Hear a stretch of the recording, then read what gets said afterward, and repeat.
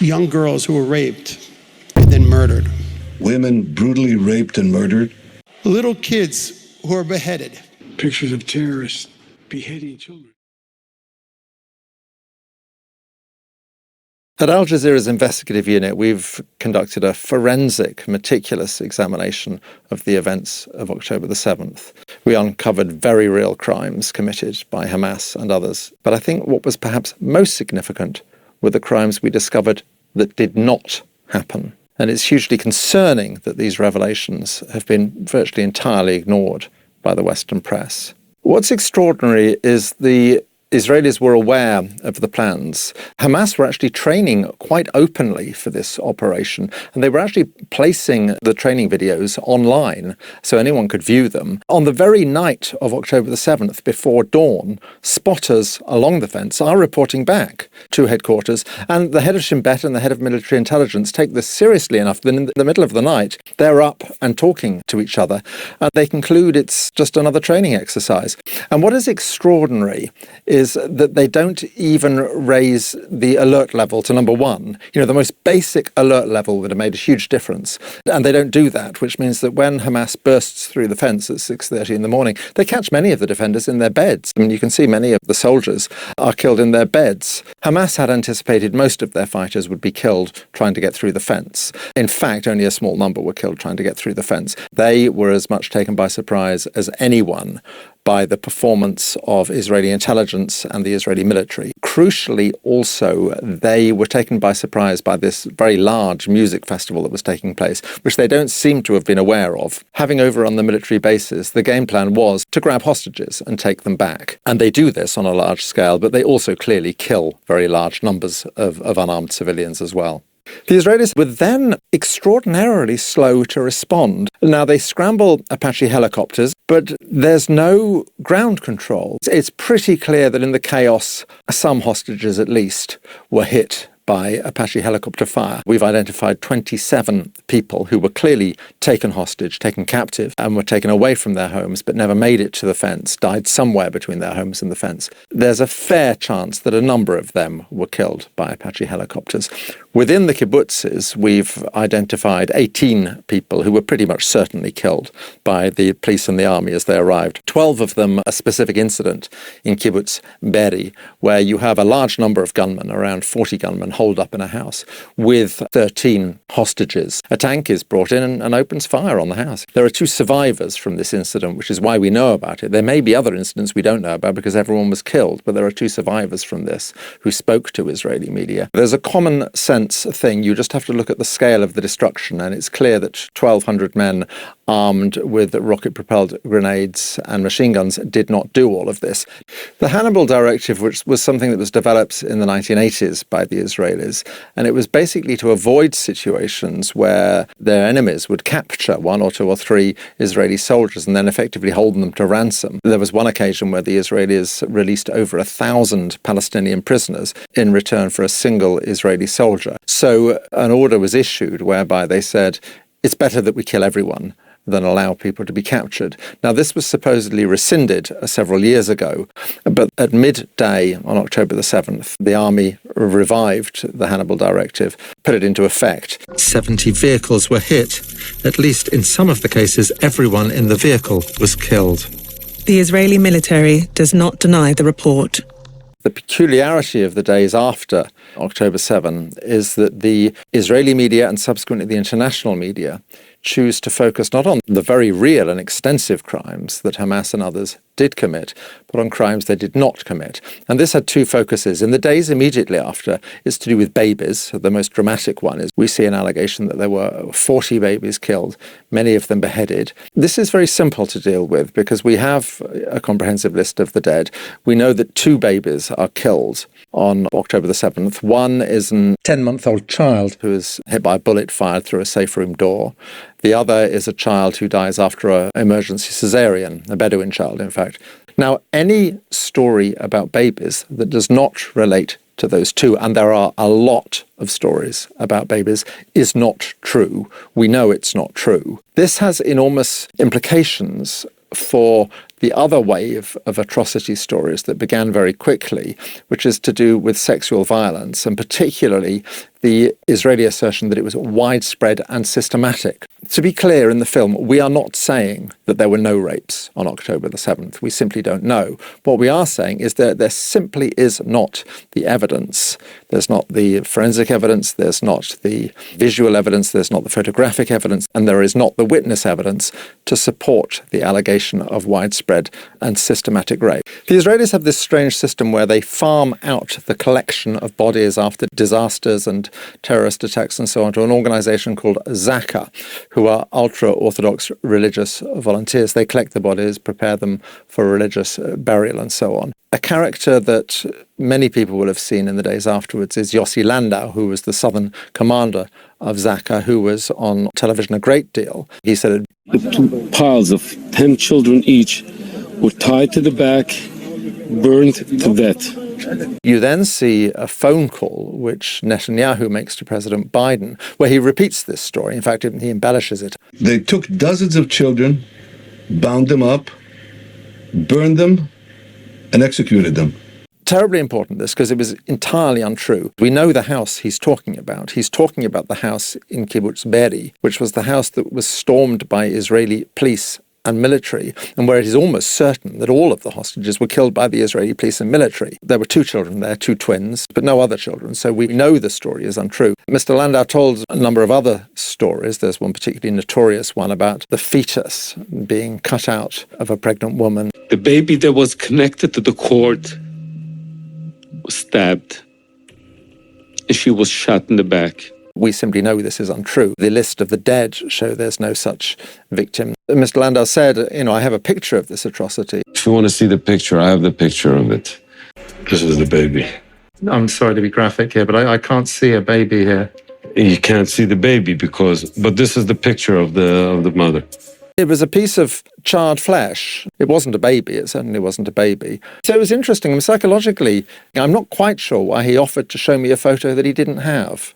I'd point out as well that Zaka was an organisation that was in trouble. There had been a major scandal. Its founder had been accused of child sexual abuse. There was a financial scandal. It had been found to be cooking the books. It's raised an awful lot of money since October the 7th. These stories were clearly useful, and they were useful to the Israeli government. In the film, we see Benjamin Netanyahu visiting Zaka volunteers and thanking them for talking to the world's media and stressing that this is another front in the war. מנהיגים וגם לדעת הקהל. ויש לכם חלק חשוב בהשפעה על דעת הקהל שמשפיע גם על מנהיגים. Why does this matter? Why does it matter whether this type of atrocity was committed but not that type? People were killed in this way, not that way. It matters because the murder of babies and widespread rape has a particular resonance. It's particularly triggering. The Israeli government and its supporters, when they justify the brutality of the subsequent bombardment and invasion of the Gaza Strip, again and again and again, what they always reference is babies and rape. Young girls who were raped and then murdered. Women brutally raped and murdered. Little kids who were beheaded. Pictures of terrorists beheading children. These bastards put these babies in an oven and put on their oven. We found the kid a few hours later. This is something you see in previous conflicts as well. If you want to dehumanize an enemy, if you want to desensitize people to the suffering that is inflicted on that enemy, then you portray them as barbarians, basically as savages, as people who are not deserving of humane treatment. And that's why it's relevant. That's why it's important to pick apart. A lot of the world's leading media outlets have done in-depth investigations where they have concluded there was widespread, systematic, instrumentalized, weaponized rape. The New York Times makes a particular feature of the story of a young woman. She was killed early in the morning 9 miles north of the music festival site as she and her husband were fleeing. The New York Times, in its big December investigation into sexual violence, leads with this, and about a third of the article consists of her story. And it's immediately undermined because the woman's sister then posts on Instagram immediately afterwards, this isn't true. We know she wasn't raped.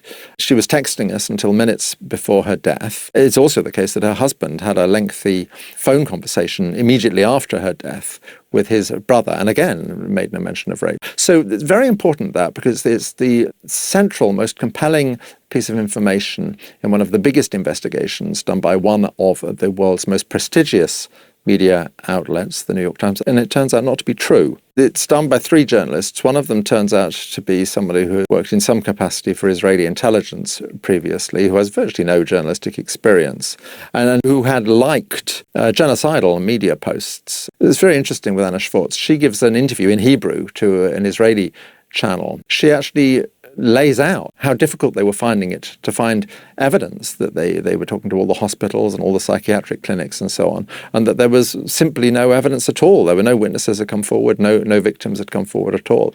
I think she's telling this as if to show what digging they had to do, but it's actually very revealing. In the end, it's quite clear they fall back on the same sources as everyone else: Israeli government officials, IDF officers, and first responders, all sources which were discredited by the baby stories. So no babies were beheaded, no babies were thrown into ovens, and there is no real evidence for widespread and systematic rape. Now, it's very clear why the Israelis might want these stories to circulate. What's less clear is why very reputable Western news and media outlets should swallow them so uncritically, particularly given the track record of the Israeli government and the IDF, which has been shown again and again and again in the past to have been less than truthful in the accounts it gives.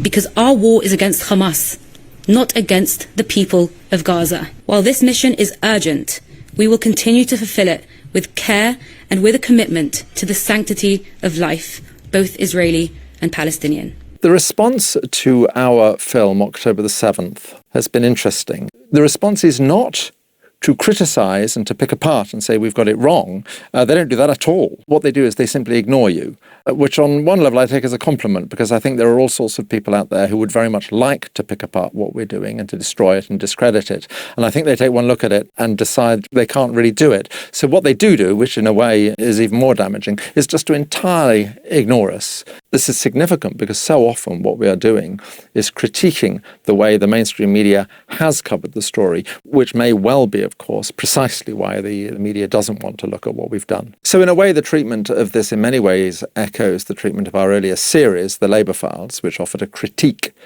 of the dominant media narrative about Corbyn and the Corbyn years on the anti-Semitism crisis. The allegation of anti-Semitism clearly is a very powerful weapon that can be wielded in defence of the Israeli state.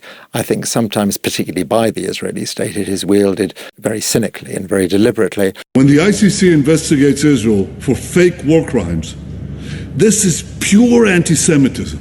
It's not the case in Western media and Western societies that you cannot criticise Israel. You can. Now, you have to be a bit careful about how you do it, but certainly at the moment, during the assault on Gaza, you certainly can. What you cannot do is to question the fundamental philosophy of Zionism.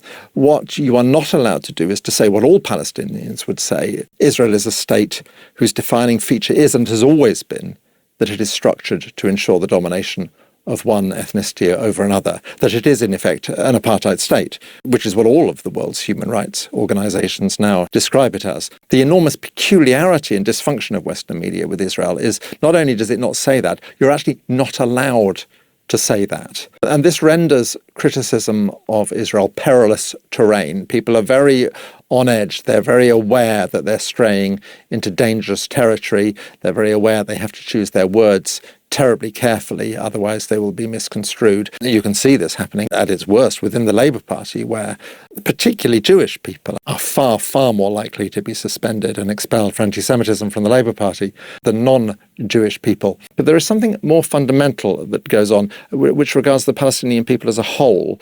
Once you have tainted them with the stain of anti-Semitism, you have opened the door to, you have facilitated the dehumanization of Palestinians, which is the psychological prerequisite of Israeli brutality towards the Palestinians and of Western complicity in that brutality. Palestinians will often make the point that they did not choose who their occupier was, who their colonizer was. So in fighting back, yes, they are inevitably fighting back against Zionists and Jews. It doesn't mean they're anti-Semitic. One has to ask oneself the question, are we really saying that if they had been colonized by Greeks or Italians, they wouldn't be resisting their occupation? Of course they would. 36 Israeli children were killed on October the 7th, and this understandably got widespread international media coverage. At this stage, I think over 14,000 Palestinian children have been killed, and you would expect the outrage and the coverage to be proportionately greater, and it's not. In future, people will look back at what is being done, which is essentially the flattening of a whole series of towns and the mass murder of thousands and thousands of unarmed civilians, almost half of whom are children. And they will be absolutely bewildered by how the West allowed this to happen under its very noses with weapons that were being supplied by the West. There is a rupture in the relationship of large numbers of people with the political media class. There is a fundamental alienation that is going on right now as a result of what is happening in the Gaza Strip. I think that's very dangerous for the future.